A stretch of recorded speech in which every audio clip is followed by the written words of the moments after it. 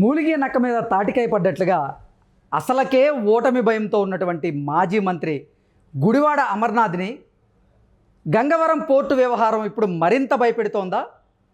Gangavaram port వ్యవహారం వల్లే రానున్నటువంటి సార్వత్రిక ఎన్నికల్లో నేను ఓడిపోవడం ఖాయం అనేటువంటి ఆలోచనకి గుడివాడ అమర్నాథ్ వచ్చేసారా అంటే అవుననే సమాధానం ఇస్తున్నారు కొంతమంది రాజకీయ విశ్లేషకులు. ఇక ఇదే అంశానికి సంబంధించి మనతో మాట్లాడేందుకు ప్రముఖ రాజకీయ విశ్లేషకులు, ప్రముఖ సీనియర్ జర్నలిస్ట్ ప్రసాద్ గారు మనతో ఉన్నారు. సార్తో మాట్లాడదాం. సార్ నమస్తే. సార్ నమస్తే అండి. సార్, అసలుకే ఓటమి భయంలో ఉన్నటువంటి గుడివాడ అమర్నాథ్ గారిని ఈ గంగవరం పోర్టు వ్యవహారం అనేది మరింత భయపెడుతోంది.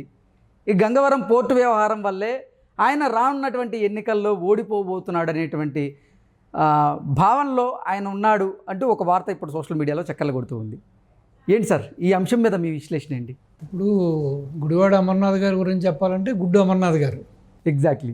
సో ఆయన పరిశ్రమల శాఖ మంత్రిగా చేసింది ఏంటంటే, కంపెనీలు తెచ్చింది ఏంటంటే అప్పడాల కంపెనీలు, పచ్చళ్ళ కంపెనీలు, కోడిగుడ్ల కంపెనీలు. సో ఇంతకు మించి పెద్దగా ఆయన సాధించింది ఏమీ లేదు. సో మొన్నటి వరకు ఆయన పరిశ్రమల శాఖ మంత్రిగా అనకాపల్లి నియోజకవర్గానికి ప్రాతినిధ్యం వహించారు కాబట్టి ఒక విధంగా చెప్పాలంటే ఆయన ఒక సేఫ్ జోన్లో ఉండేవాడు ఆయన. ఇప్పుడు ఆయన నియోజకవర్గం మారడం, ఇటు గాజువాక రావడం, ఇటు గాజువాక పరిధిలో ఈ గంగవరం పోర్టు నిర్వాసితులు కానీ, ఇటు వైజాగ్ స్టీల్ ప్లాంట్ యొక్క నిర్వాసితులు కానీ, సో ఈ ఎంప్లాయీస్ కానీ ఉండడం ఇప్పుడు ఆయనకి పెద్ద తలనొప్పిగా మారిపోయింది. అది ఒక పక్క అసలు విశాఖ ఉక్కు కర్మాగారాన్ని ప్రైవేటీకరణ చేస్తున్న నేపథ్యంలో దాన్ని అడ్డుకునే ప్రయత్నమే వైసీపీ వాళ్ళు చేయలేదు అనేటువంటి ఆరోపణలు వైసీపీ మీద వస్తున్నటువంటి నేపథ్యంలో ఇప్పుడు మళ్ళీ ఈ గంగవరం పోర్టు వ్యవహారం కూడా తీవ్రంగా ఈయనకు తలనొప్పిగా మారింది. ఒక పక్క అసలు దానికే సమాధానం చెప్పుకోలేకపోతే ఇప్పుడు ఈ అంశం కొత్తగా నాకు తలనొప్పిగా తీసుకొస్తుంది అంటూ ఆయన భావిస్తున్నారు అన్నట్లుగా కొన్ని వార్తలు వస్తున్నాయి సార్. డెఫినెట్గా అండి. ఎందుకంటే ఇప్పుడు ఇది గంగవరం పోర్ట్ అనేది గవర్నమెంట్కి 11% వాటా ఉండేది. సో మిగతాది ఒక రాజుగారిది. అది గంగవరం పోర్ట్ అనేది ఒక రాజుగారిది. ఆయన చాలా సౌమ్యుడు, మంచి వ్యక్తి. సో ప్లస్ ఇంకో రూపాయి కూడా అప్పు లేదు ఆయనకి. అంటే ఆ పోర్టు మీద ఎటువంటి లైబిలిటీస్ లేకుండా నడిపించే వ్యక్తి ఆయన. అటువంటిది బయట బాహటంగానే చాలామంది చెప్పేది ఏంటంటే ఇండస్ట్రియలిస్టులు కానీ, లేకపోతే రాజుగారికి సన్నిహితంగా ఉండేవాళ్ళు కానీ, ఈవెన్ రాజుగారు కూడా బయట చెప్పి వాపోయింది కూడా ఏంటంటే కేవలం దాని మీద అదానీ మనసు పడ్డాడని. అదానీ యొక్క బ్యాకప్ ఎవరో మీకు తెలుసు సెంటర్లో. సో అమిత్ షాకి, ఇటు మోడీ గారికి దత్తపుత్రులుగా చెప్పుకుంటారు. సో కేవలం వాళ్ళ హయాంలోనే వాళ్ళు గుజరాత్లో మోడీ గారు ముఖ్యమంత్రిగా ఉన్నప్పుడు, అమిత్ షా ఉంది కీలక శాఖలో ఉన్నప్పుడు అతను బాగా ఎదిగాడని, సో వాళ్ళ అండలదండలతోనే ఈరోజు నీ స్థితికి ఉన్నాడని చెప్పి, సో మళ్ళీ వాళ్ళ ద్వయం భారతీయ జనతా పార్టీ తరఫున బీజేపీ గవర్నమెంట్ సెంటర్లో ఉన్నప్పుడు సో ఇంకా ఆయనకి స్కై ఈజ్ ద లిమిట్ అండి. సో ఒకప్పుడు ఎటువంటి ఒక ఫిక్స్డ్ అసెట్స్ అంటే ఇటు భూములు, ల్యాండ్స్ లేకుండా ఓన్లీ ఆ యొక్క బ్యాంక్ లోన్లు, ఆ బ్యాంకు రుణాలు ఓన్లీ పేపర్ మీద వరకే ఆయన యొక్క ఆదాయ వనరులు ఉన్నప్పటి ఈ రోజున ఒక మహాశక్తిగా ఇటు సోలార్ పవర్ కానీ, హైడ్రో పవర్ కానీ, థర్మల్ పవర్ కానీ, విండ్ పవర్లో కానీ, ఇటు పోర్టుల్లో కానీ, ఇప్పుడు మెజారిటీ పోర్టులు చూస్తే ఈ రోజున ఆయన వచ్చిన తర్వాత చెన్నైలో పోర్టు తీసేసుకున్నాడు ఆయన. సో మన కృష్ణపట్నం పోర్టు తీసేసుకున్నాడు, ప్లస్ ఈ గంగవరం పోర్టు తీసేసుకున్నాడు. సో ఆల్రెడీ గుజరాత్లో ఉన్న పోర్టులు కూడా ఆయన చేతిలో ఉన్నాయి. సో ఈ విధంగా ఆల్మోస్ట్ ఇండియాలో ఉన్న మేజర్ పోర్ట్స్ అన్నీ ఒక సంస్థ, ఒక చేతికి, అదానీ చేతికి వెళ్ళిపోవడం జరిగింది. సో రెండోది ఏంటంటే గుట్టు చప్పుడు కాకుండా 11% వాటాను కూడా ఈ జగన్మోహన్ రెడ్డి గారు అది కూడా అదానీ యొక్క ఒత్తిళ్లకు లొంగి అది కూడా అమ్మేయడం జరిగింది. సో ఈ రోజున ఎవరైతే ఆ నిర్వాసితులు ఉన్నారో వాళ్ళందరికీ కూడా ఏదైతే ఆ పోర్టు యాజమాన్యంతో అదానీతోటి జరిగిన ఒప్పందం ప్రకారం అదానీ ఒప్పుకున్న కొన్ని ఒప్పందాలు కూడా అమలు చేయకపోవడంతో ఈ రోజున వాళ్ళంతా కూడా రోడ్డు ఎక్కడం జరిగింది. సో ఇంకా ఇప్పుడు ఈ గుడ్డు కాస్త పగిలి ఆమ్లెట్ అయిపోయింది. గుడ్డు మంత్రి గారి పరిస్థితి ఇప్పుడు అది సంగతి.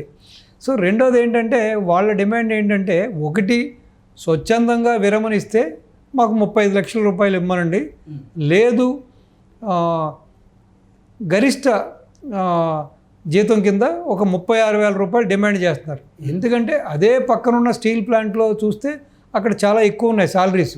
ఇప్పుడు ఇదే ఎంప్లాయీస్కి అక్కడ స్కేల్కి ఇక్కడ స్కేల్కి నక్కకి నాకలోకి అనుకున్న తేడా ఉంది. అయినా సరే ఆ ఎంప్లాయీస్ కూడా ఒక మెట్టు దిగి వచ్చి వాళ్ళు చాలా సమంజసంగా మాట్లాడుతున్నారు.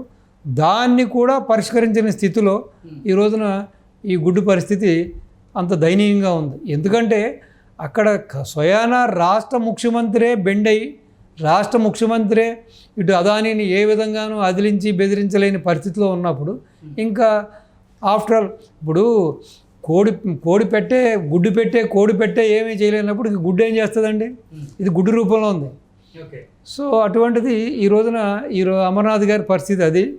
సో మరి కోడిపెట్ట ఎవరంటారు సార్? ఇంతకీ కోడిపెట్ట జగన్మోహన్ రెడ్డి కదా. కోడిపెట్టే అక్కడ ఏమీ చేయలేకపోతున్నప్పుడు ఆ కోడిపెట్టిన గుడ్డు ఇది. ఈ గుడ్డు ఏం చేస్తుందండి? ఇప్పుడు గుడ్డు పరిస్థితి ఏమైందంటే చితికి ఆమ్లెట్ అయ్యే పరిస్థితి ఉంది. సో డెఫినెట్గా ప్రజల యొక్క వ్యతిరేకత అయితే చాలా ఇదిగానే ఉంది.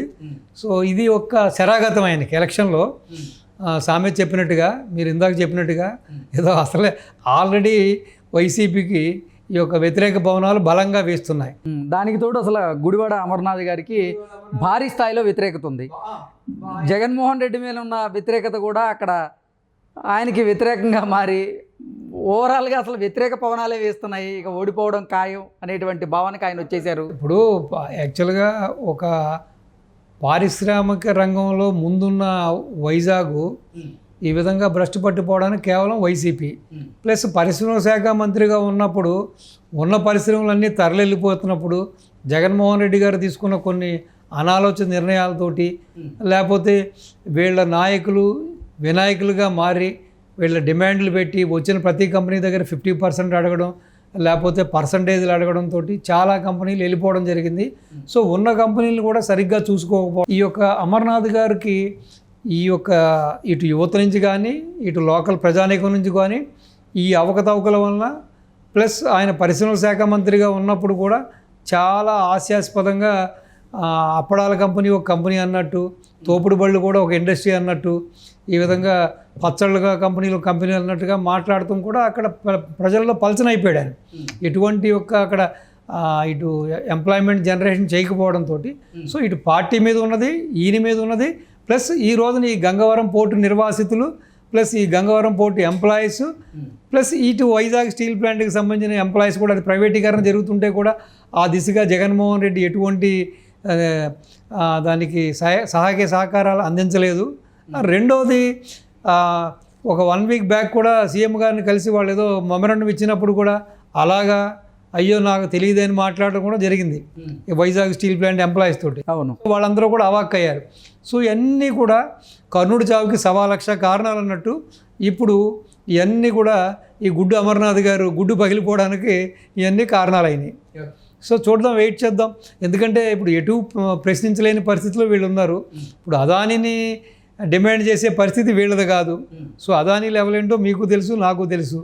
సో ఆల్రెడీ అదానీతో లాలూజీ వ్యవహారం జరుగుతున్నందువల్ల సో డెఫినెట్గా వీళ్ళు అయితే ఇటు నిర్వాసితులకు కానీ ఎంప్లాయీస్కి కానీ ఎటువంటి న్యాయం చేయలేరు.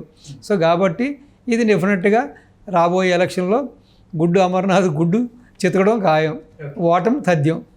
Okay sir, thank you so much. నమస్తే అండి.